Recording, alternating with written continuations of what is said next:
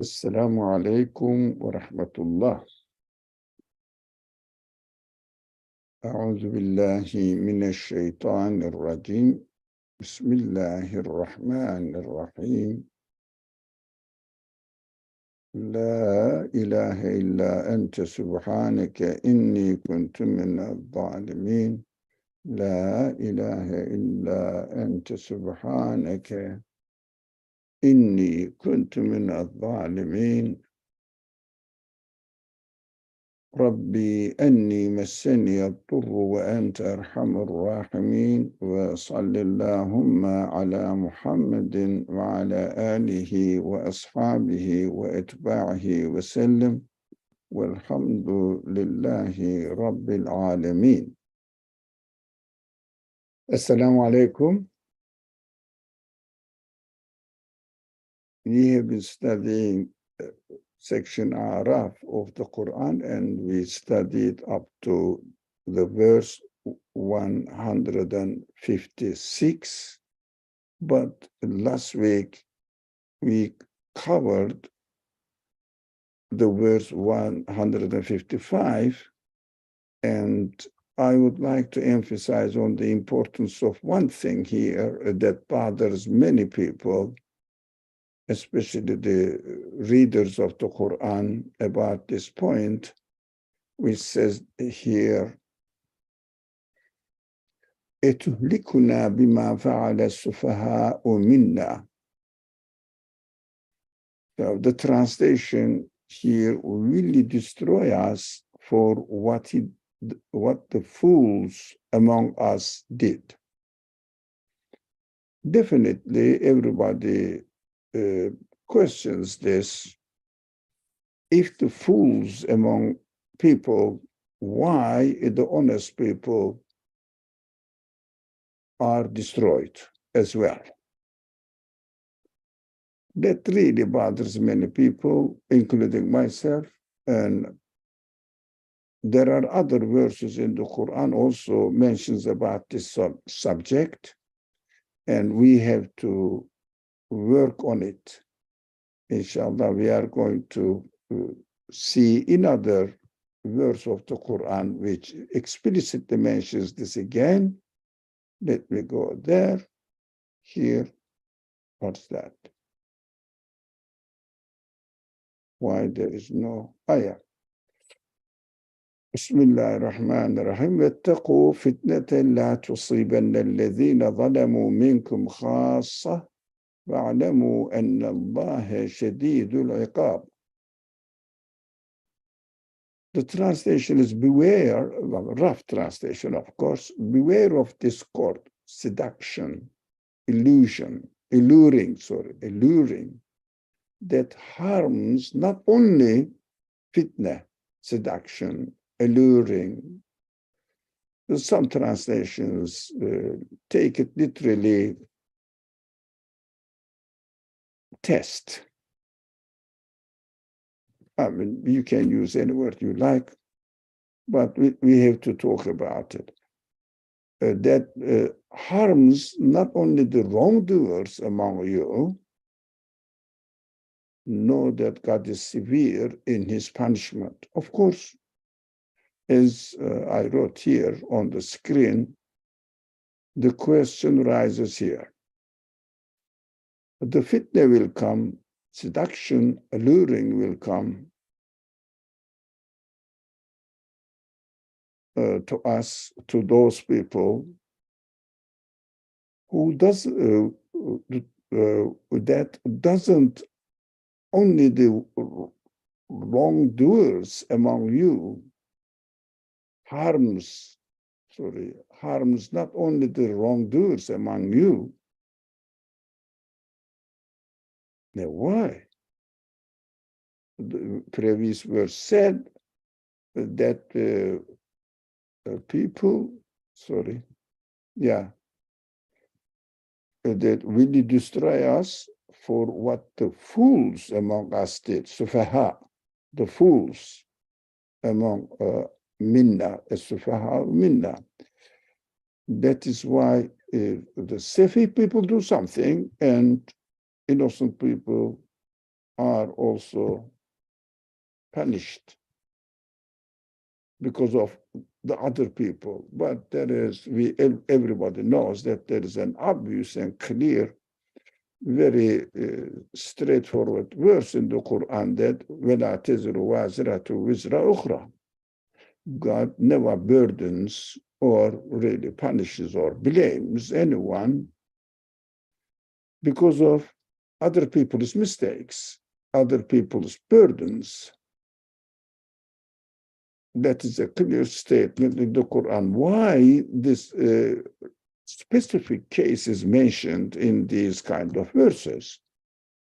Of course, the question is here, why are we punished because of others' wrongdoers? That is the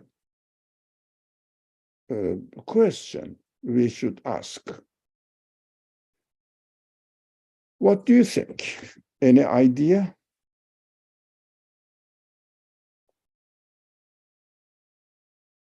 Any thought that you would like to share? What is your question? Why? Oh, it's not clear. All right. Why God punishes innocent people because of others' wrongdoers?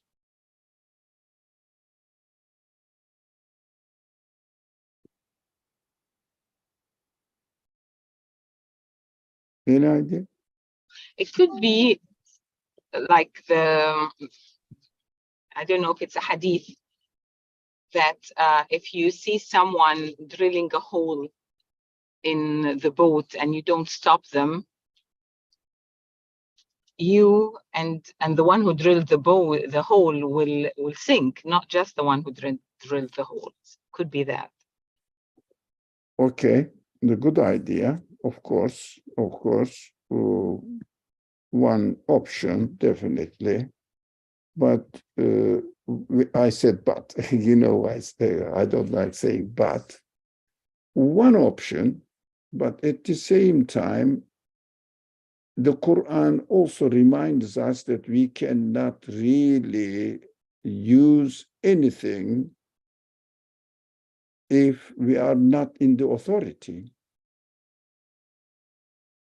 For example, stopping someone by your hand.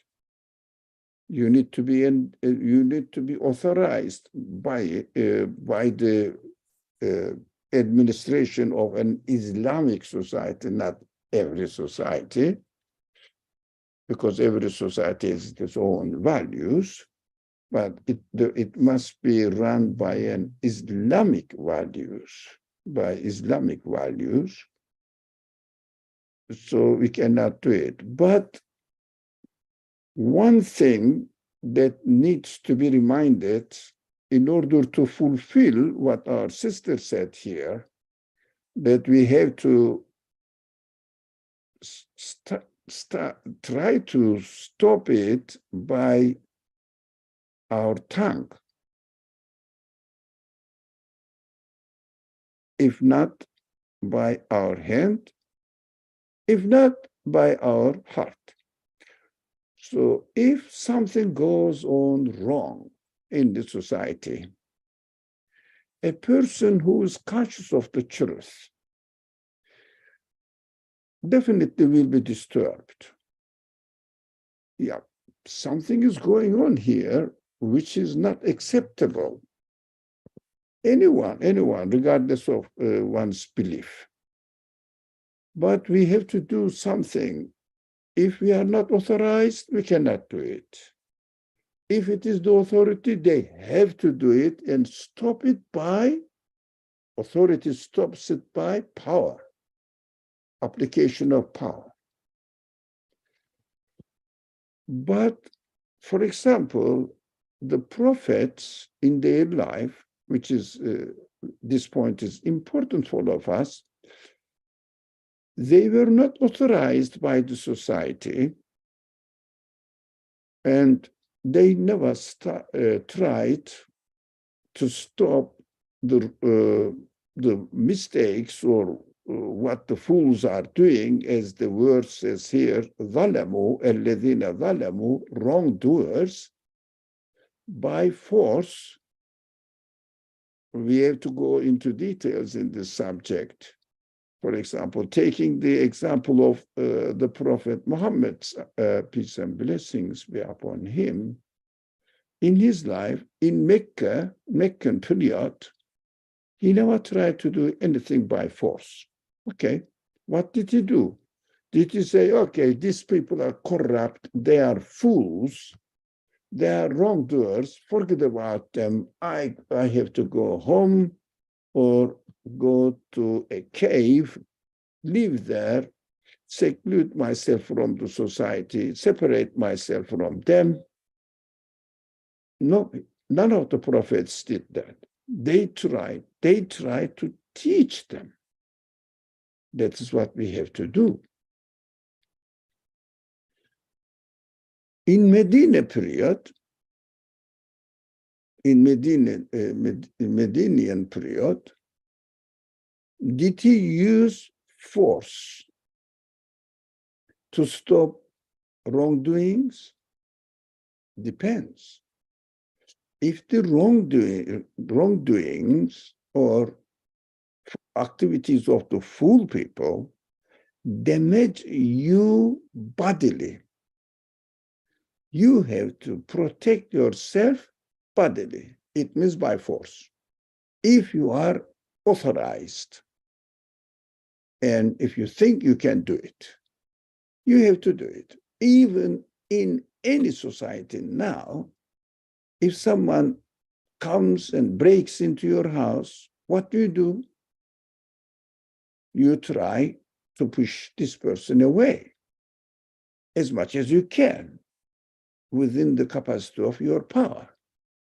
If you cannot, you have to ask for help from the authorities to use power, because this person is physically attacking you. It needs to be stopped. This person needs to be stopped physically. That needs physical power.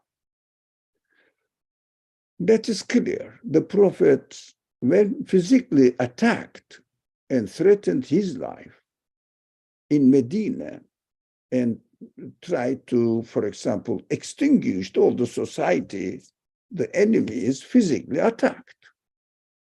And the Prophet was the authority in the community.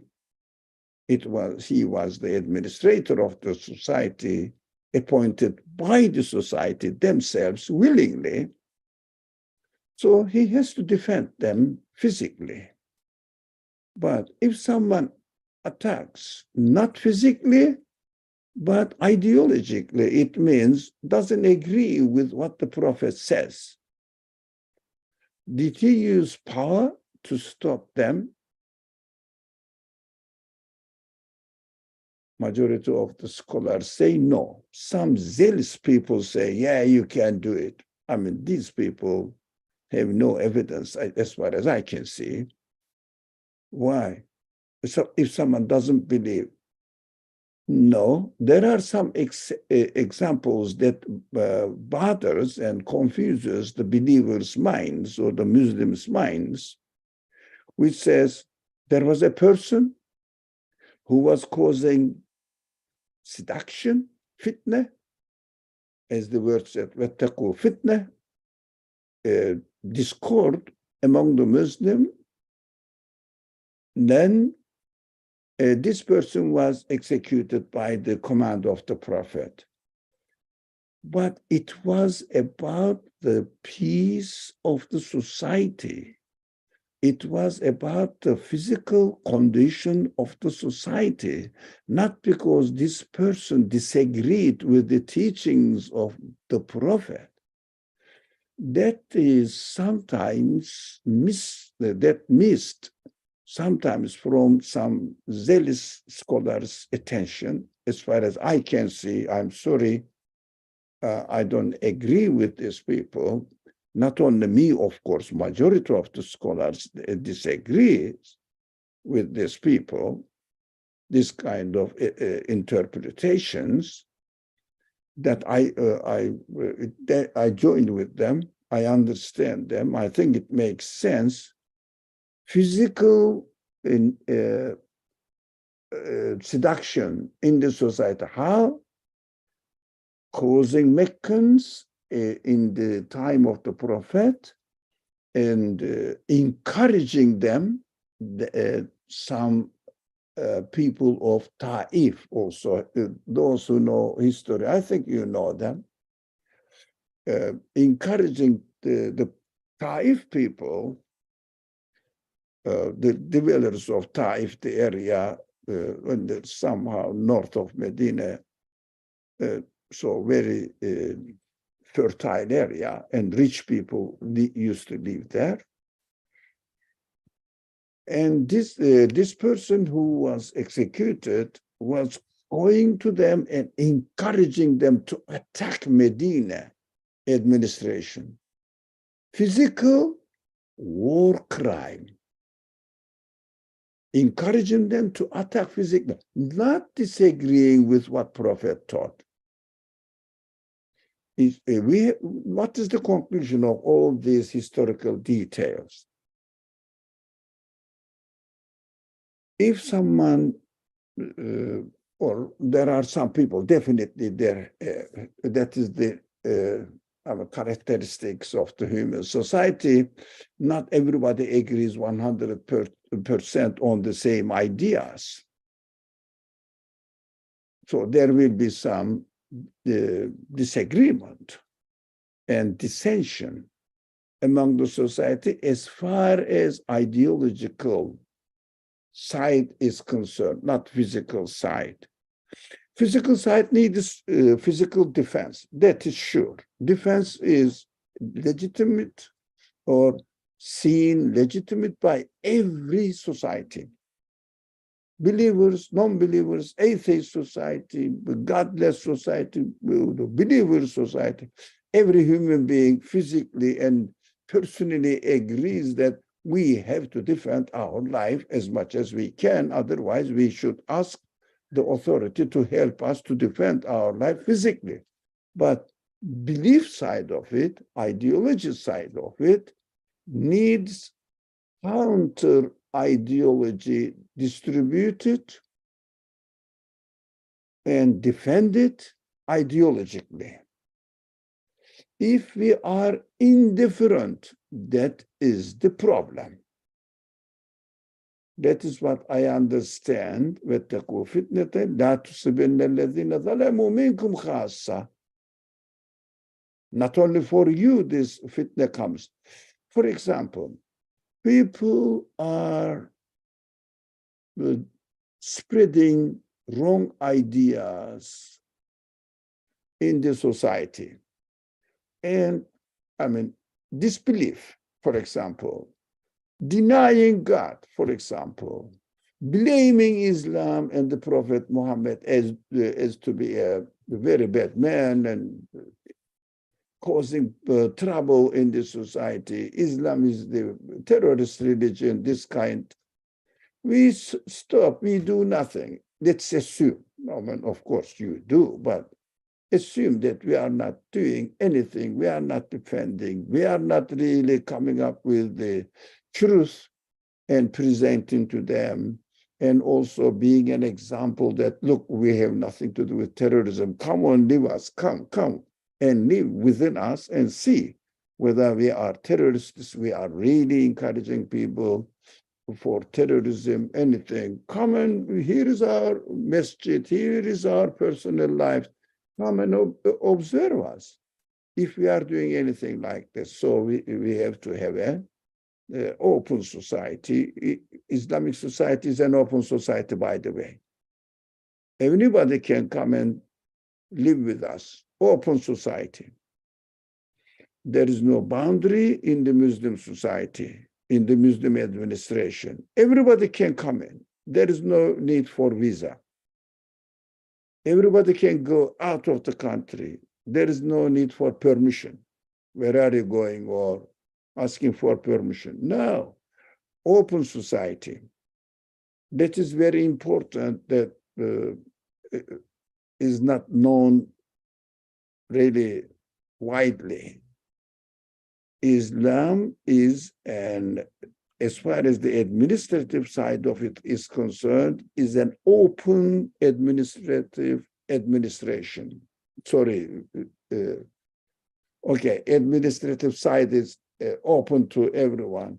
We cannot have a secret meeting as long as it is something to do with the safety of the country, war conditions.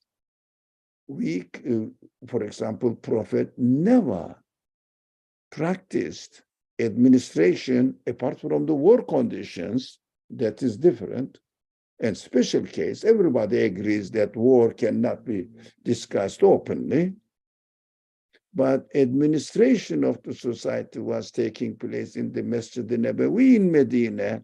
Open place, doors are open, never lobby activities are going on, secret things are going on, court actions are were taking in front of everyone, prayers, preachings are taking place open in front of everyone, and I don't know, all sorts of distributions of the budget was open. Everybody knew what is coming into the Medina administration budget. Everyone was aware how the budget is distributed among the needy people. Open. That is why we cannot really say that, a person may come and watch us. Yes, Qur'an clearly states if a pagan person, that are idol worshippers, they say, yeah, a kind of idol worshippers, and asks you for refuge, saying that, look, I'm going to live with you. Quran says, but Quran doesn't say, you are an unbeliever. No, you cannot live with us. Go away. No, you cannot say that. Quran says, give them protection and let them hear the Quran. Look at this beautiful open society. You never seen in the 21st century such a society in the world. So open, administration is open, no secret meetings, anything. Everything is open. Well, thank God that the court hearings are open here in the States. Okay. If they don't agree with you and want to leave you, give them their way. As long as they feel secure, help them. Look at this. They didn't agree with the Muslim community. They want to leave it. So as the Quran clearly and simple language, give them or help them to go to the place where they feel secure. That is such a beautiful society. So open. Anybody can come there, but if someone comes and causes seduction, encourages enemies, or arranges them, organizes them to attack physically, this person has already declared open war to the society. So one example, some people really keep talking about it, say, the Prophet, there was somebody who didn't agree with him. This person was his enemy.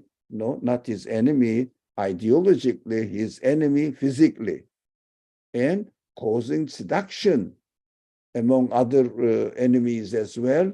encouraging them, making propaganda and saying that, come on, you can really destroy it. And also there were some other communities, Jewish communities, we can support you from behind, don't worry. Of course, these people are war criminals. And war criminals are punished physically. Ideology, no. That is why in Islam, there is only defense war, not offense war in principle.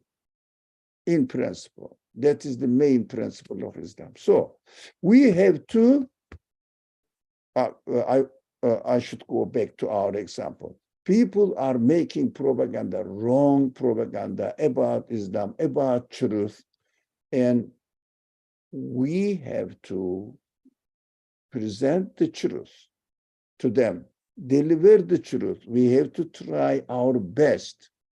If we don't, what happened? What happens? This mistake, this wrong ideology harms not only the wrongdoers themselves among you, but it harms you as well. How? First of all, your mind gets confused. Your children will definitely be affected. Is it not the case now about this famous current fashion now, this gender business? Even 10, 11 years old kids are affected with the propaganda. We have to do something. If we don't, our new generation will fall into the same mistake, wrongdoing. We have to do something. If we don't, God is warning us. Simply, why are we punished because of others' wrongdoers? Because we did not take our precautions. We did not defend the truth, spread the truth. We didn't try to follow the prophetic exemplary life. All the prophets, the first mission they performed as prophets in the world was to spread the message. And of course you are doing it, that's why you are here, but most of the community, Muslim community, don't know what to spread, let alone that they should spread the truth. Don't know the truth. They don't study. They just work for this worldly benefits only. As the Qur'an says, I mean, there are interesting verses about this subject. I'm not the hafiz of the Qur'an, so I cannot really recite the original text of the Qur'an. It says, if we don't learn and spread the message, then the result will be punished. Why? We will remain ignorant, first of all, and we will work. Unfortunately, this is the case, especially among the immigrants in this state, maybe including myself. I'm not excluding myself. Everybody wants to secure financially their life. Everybody is a big word. Most of the people, most of the immigrants come here in order to have a better life standard, not better understanding of Islam, the truth. Because if it was the case, they would remain in their places because they can learn Islam there better than here. But some people may have some special reasons, apart from financial reasons. That is exception. These people are very few and exceptional as far as I can see. If I am wrong, correct me. So what they do, they want to secure their life. And as they start making up, piling up, they want to secure the life of their children in the future. What happens at the end? They don't know what reality, what Islam is, and pass away, die. And the children for whom they provided a better future, education, financially substantial life, what happens? The children live in a way that nothing to do with Islam, nothing to do with reality, exactly like a worldly people. And anybody in the United States who have no knowledge of what the truth is, what the purpose of life is. So is it worth it? We understand that at the end, we are punished. We worked, at the end, we contributed to the life of our children in order to have a better worldly life, but worse spiritual life. Because they didn't learn. We didn't make investment about it. We ourselves didn't learn, so that how can I teach him or her? Okay, this is one question about this sensitive subject. People oppose this kind of things. Somebody will do something not appropriate, and I will be punished with it. Which kind of judgment it is? Yeah, physically we are being punished in this world, and we are experiencing it. In the hereafter, that is up to God. We cannot talk about it. Everybody will be treated according to what he deserves, and God knows what is going on in the hearts. We don't. So we don't say anything about it. Okay, Mohammed Said says, would you like to say, or shall I read it? You can say it, Mohammed Said. Okay, inshallah. Assalamu alaikum. Alaykum salam. So I try to summarize my understanding of your interpretation, and then ask a question about this this understanding, which makes sense to me actually. So the harm is potentially there. The harm caused by, let's say, the potential harm which is fitna, is potentially there, but it is one's option to let it be harmful or not. This is my summary of your interpretation, and that staying indifferent is a choice of being harmed. If this is correct, as my understanding, can we also say that through the creation of fitna, one is offered to be trained, educated? Yeah. So basically the purpose of fitna is to be trained. Can we say that? Thank you. Yeah, of course. Of course. We are trained, we are taught in this way, so that we have to understand that I have to do something, and I have to learn how this world is established, and I have to do something. If I believe that this is right, I have to practice it, and I have to extend this practice to the other people as long as they listen to me. That is correct. I mean, I agree with you. What I'm not approving here in the authority to approve, but I think in the same way. So we have to benefit from this kind of warnings. To me, these kind of verses are warnings to us. So be careful, it means not necessarily that God will definitely punish me, but how the order of the universe is established so that if I don't defend the truth and try to spread the truth, the result will be harmful for myself at the end. In this world, Akhirah is left on God's decision. In this world, I will be harmed. It is obvious, and we can understand this, inshallah. We have to do something. It means at least we have to try. All the prophets tried their best. Some of them were successful, some of them were not successful.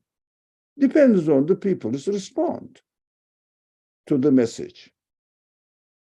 Some of them really didn't listen and got destroyed because they destroyed themselves by making themselves or depriving themselves of the beauty of the message, making their life beautiful, meaningful, purposeful. They destroyed themselves, and the Quran describes it in physical terms. But usually, depriving oneself from belief in God makes their spiritual life much worse than their body being harmed. Their body being harmed is a temporary thing. But spiritual destruction is permanent. That's why we shouldn't really see this prophetic or read these prophetic narrations in the Quran, not only in physical terms, which is the Quran usually takes or prefers the simple way of explaining and pointing out to the minds of the people. Everybody can understand that this is harmful. So all the distractions, the physical distractions happened or not happened, that is another matter. Even, for example, sometimes physical, we call it, the people call it, calamities happen, and physical harm, the people suffer from the physical harms as a result of calamities, creation of calamities. So we can say, is God is destroying us? No, these are all, as our friend said, these are all the opportunities to educate us, to learn us who we are, what is the nature of this universe. Of course, at the end, some innocent people may be harmed. Yes, they are, because it is not really separated. They will be rewarded eternally. Anyways, this life is temporary. Either today or tomorrow, I will die. After I die, the past, I can say that I disappeared from existence, but it was worth it, man. I lived 110 years, longer than anyone else in the United States. Does it help me anything at all? Rather than living in 40 years, 80 years, 110 years, after I die, everything is gone. For example, it's a very simple example to understand this side matter here, not directly related. For example, most of you, as I see that average age is 30, maybe less. I don't know. I'm not here to judge people's age. You have been living in 30 years. I have been living here in this world over 70 years. So today, what is left to you as a result of 30 years? You were happy, let's say. Think about it. Gone. You were miserable. Today, what is left with you? Nothing. Gone. You see? You don't have to wait until we die. Gone. It's so simple.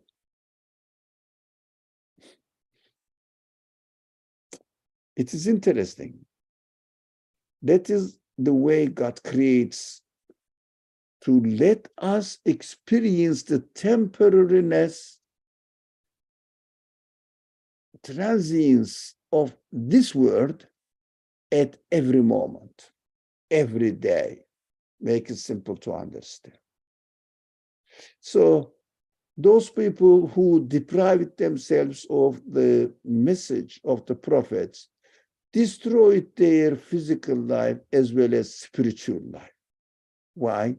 Physical life, they died anyways, whether as a result of punishment from God or death, as the English language says, natural death. I mean, there's no natural death. It means not as a result of accident. You die. Everybody dies with, they put, the doctors put a name, the heart failure, brain not functioning properly. That's why lungs are not functioning properly. There is a reason. Always there is a reason. And some people say earthquake is a reason. Tsunami is a reason. But there must be a reason for anything in this causal world. So we should not really reduce God's punishment in physical terms here in this world, but especially without denying the physical punishment. That is something else, really, not the primary matter that we should be concerned with. Spiritual destruction makes and really ruins our life as long as we live in this world and continues in the hereafter. That is the point we have to pay attention seriously. Inshallah, we have to be careful about it, about this kind of punishment. Not physical punishment. It's temporary. I mean, we don't want it, definitely. No one wants it. But spiritual punishment is permanent. A student goes to school and enrolls with the school.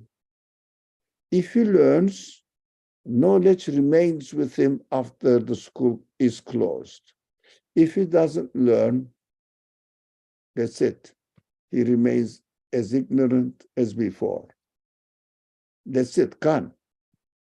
And pleasure of learning is permanent, or pain of not learning is also permanent. But during the school years, the students may have some physical problems, For example, classrooms may be cold, and they have to take the public transportation. It may be hard in the morning to go, to wake up, and for the youth, young people, and go to school. Some physical problems are transient. At the end of the 4th year, when they graduate, whether they were very happy physically or not is gone. Nothing is remaining, or nothing remains. We have to notice this. Physical things are not really important, but learning is important because it is permanent with us. Not learning is important. Again, it is permanent with us. That is why Iman is important. Kufr is important. Bodily pleasure, they are temporary. They are secondary. We don't want also bodily to have a bodily unhappy life, but it is not the priority. So we have to understand the prophetic narrations in the Quran, not necessarily that only physical side. It is secondary, spiritual side. Deprivation of the people from the message is most ruining their life and permanently ruining. If they listen, permanent pleasure. Body is gone, spirit is there, entertaining the pleasure of knowing who the purpose of their life, who their Lord is, an absolute being, and also unfortunate people feels the pain of not having their Lord and meaningless life, meaningless purpose of life, and at the end experiencing meaninglessness in their further existence. That is, we have to be aware of, inshallah, and understand this punishment. So, why is God severe in his punishment? Is he not merciful? There is an, okay, H. Beza. The true harm I experience is in thinking that which is harmful is not truly harmful. Looks like a puzzle, but I understand. And if I understand, everybody can understand. The true harm I experience is in thinking that which is harmful, in fact, it is not truly harmful. That's how I understood. Thank you. It is something like idiom. So perfect. Thank you very much. Why is God severe in his punishment? Is he not merciful? That's another problem that I wanted to deal with these two problems today. Any idea? Is not God merciful?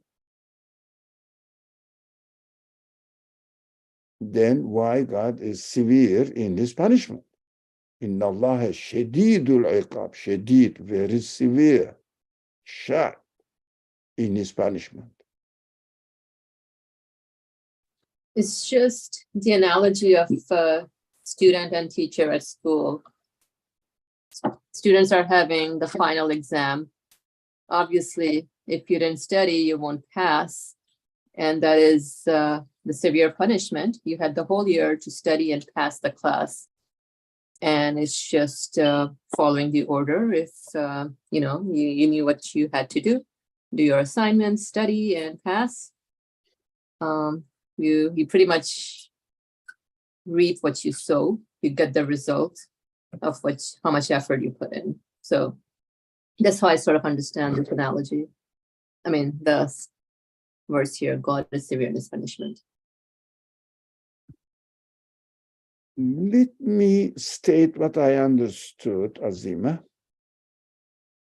If I'm wrong, if you didn't mean this, please correct me. My understanding is not really good. So, if a person says, let me give you an example. School example, I love it. I love two things, two examples. School and book example explains many things for me. Makes it simple to understand the subject. School example. If a person didn't learn anything, of course, we have to use extreme examples to understand their case, which is right. Didn't learn anything. And the school closed after the 4th year. Okay, there is no student ID. You cannot enter the building, finish. And where is the degree? No degree. Now, if this person says he didn't attend the class, he didn't do assignments, any duty, he didn't do, and he didn't pay any attention to what is taught in the classroom, and then failed, no degree. If he says, this school is ruthless, man, I stayed here 4 years, at the end, they said, you don't deserve anything at all, get out of this place, finished, closed. Do you think this person is saying that the school, the administration of the school doesn't have any mercy? Does it make sense? I think what I understood from what our friend Azima said. Can he blame the school not being merciful? Come on, give me a degree, man. No, why don't you? No. Because God is severe in his punishment, as I understood from our friend. The order of the school is such that if you attend and learn, you will benefit for yourself. In ahsantum li anfusikum, the Quran says. It's beautiful. If you do something good, do it for yourself. If you attend the class, you learn, and you learn yourself. Not the school administration is learning. You are learning. If you don't, you harm yourself. You will remain ignorant. Who is punishing? Is the school is punishing? Is the person is punishing who did not attend the class and learn anything? This is obvious, isn't it? The student himself is punishing himself. But why God says that I am punishing you? Inna Allah shadidul iqab. God is severe in his punishment. This is the order of the universe. This is the order of the school. If you learn, you will learn it for yourself. We will give you the degree. If you don't learn, you won't learn and you will remain ignorant for yourself. We won't give you the degree. We are treating you as you deserve it. We do nothing. We establish the school in a merciful way to be useful for you. We paid for the professors, we paid for the administration and maintenance of the school, everything needed. We took care of it. We are the merciful one. You are the one who harmed himself because you didn't learn it. So simple, isn't it? That's what I understood from what our friend said. If I'm wrong, please correct me. Okay. Again, our friend says, H. Beza, the degree of the punishment must correspond to the degree of the crime, and therefore the value of that which is neglected. Now, what I understood from it, there is no punishment, my friend, H. Beza. That is the order, principle of the school. That's how the school works. That's it. There is no punishment. As the Quran says, if you don't learn, you punish yourself. As the Quran describes, it's beautiful. Everything is beautiful. The way the Quran speaks is only we don't read the Quran literally. So it really makes sense. The hell will be the fuel of the hell. وقودها الناس وقودها النار والحجارة.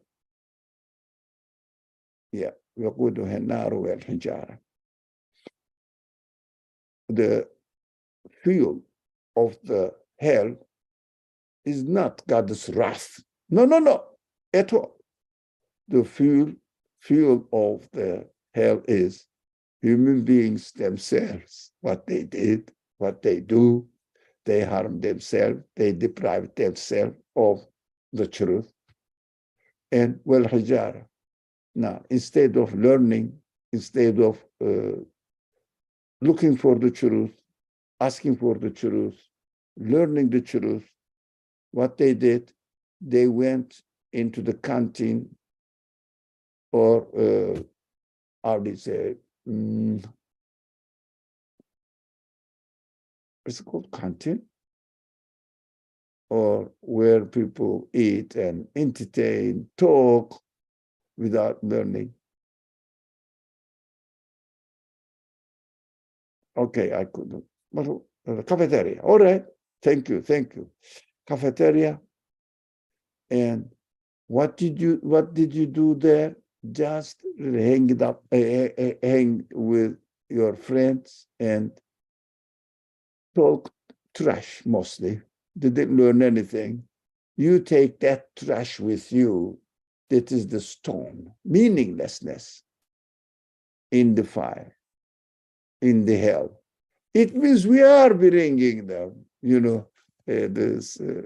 Some scholars say, we bring our own wood to hell. Our own wood. That will be the fuel of the hell. What our choices, what our actions are. So we have to be careful, really. So God is severe in his punishment, as the Quran says. We understand that God's order of creation and the way he creates human beings never changes. So the question, is he not merciful?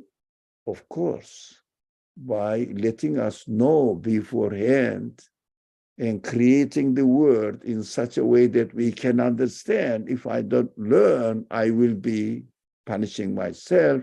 If I don't confirm that I have a Lord, the creator, owner, the universe as an owner, and the universe is a very wise, meaningful existence. If I don't appreciate it, the way the universe is created is teaching me, the way I experience in my life through my social and personal life, I learned this is the order of the universe, perfectly letting me know that this order is perfectly arranged for me to learn. The prophets are sent, message is sent to us to take notice of, to study and see whether it is true or not, accordingly examine it, investigate it, and take care of your human side, feelings. Use your consciousness, use your intelligence in order to understand what is the purpose of your existence on earth. If you do this, the already existing order teaches us, I will be happy. If I don't, if I neglect, I will be miserable in this world. And God says, watch out, my order never changes. That is severe warning. Never change. I will never treat somebody in favor. Everybody will be judged perfectly according to justice. All right. Let's see. Anne says, this is very, very helpful on a difficult subject. The nature is the nature is hell. Thank you. Nature, and some spelling missing there. Yeah, I meant to say the nature of, and Yeah. so that asterisk was Yeah. I'm trying to make a correction. Thank you. Thank you. That's really correct.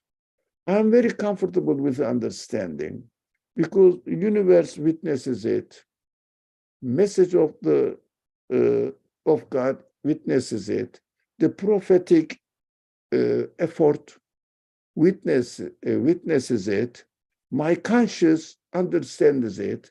My feelings really perceives it. So clear. There is no God's wrath, extra wrath in hell. I am treated equally. As the Quran says, lastly, you know all this, but let's refresh our mind and make it clear this very problem matter, that the Quran is attacked. Some people attack the Quran saying that God is very severe. God is very severe. Let's understand this comfortably. The creation is so clear. Everything is so clearly stated. Quran uses severe language in order to warn us not to fall into a wrong category, not to be negligent, take care of the needs of our spirit. That is why Quran uses furious language. God will never ever forgive. God will punish you really, really. It means God will never change his order. And nature of hell, nature of paradise is described in his language. Paradise is just for those people who try their best, but cannot be perfect, which is understandable. God says, I am going to make it perfect. As long as you will be on the path, I will make it, I will complete it for you. Don't worry, but be on the path, be on the path. Try your best.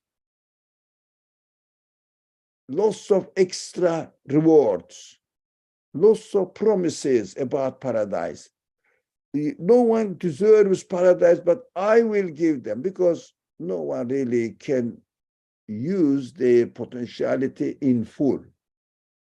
No one said that I use my potentiality in full. No one can say that I studied one subject and everything I know about it. No one can say that, let alone studying all subjects that potentially we could. We could do it, but we don't. So God says, try your best, I will complete it and reward you immensely, immeasurably. When it comes to punishment, God says, only what you deserve, 1-to-1. Not my wrath is added. No, 1-to-1. Whatever you deserve, I will treat you without any increase. That is very important, because in order to understand this God's wrath or angry God of the Quran, why he is, God is really screaming, warning us severely, because he knows what we are going to lose if we don't listen to him. You know, if you think that a child is careless, going and playing in the street, don't say, please, my dear, be careful in the street, right? There are lots of cars are coming and going. So you may be damaged. Yeah, all right, okay, take care. I know, take care. All right. No, you say, be careful, be careful, be careful. Look, anytime a car is coming, so you cannot really jump into the street. Be careful. You panic. As parents, children say, why are you shouting? That's how we are doing as the severe, in front of the severe language of the Quran. Why are you shouting, God? I mean, if I don't learn, if I don't accept, if I don't believe in you, so what? Come on, my life is okay. The order, feed is my body, not my spirit, though. Yeah, so I am happy bodily. But the God says, bodily satisfaction. What are you doing? Crazy, man. Bodily satisfaction is nothing. Spiritual satisfaction is permanent. Take care. Shouts. And at the end, it appears to be an angry, furious, full of wrath God. The Quranic languages should be understood in context. Inshallah, we will learn in this class, in this discussion, through these discussions, how to not read the Quran literally. Never be satisfied with the translations of the Quran. These are almost literal translations and very misleading. What are we going to do? Spare some time to understand the Quran a bit better and better. Just to be on the road, inshallah, on the path, inshallah. Bismillah ar-Rahman ar-Rahim. Subhanaka la ilma lana illa ma 'allamtana. Innaka antal alimul hakim wa akhiru da'wahum alhamdulillahi rabbil alamin bi hurmati sirri suratil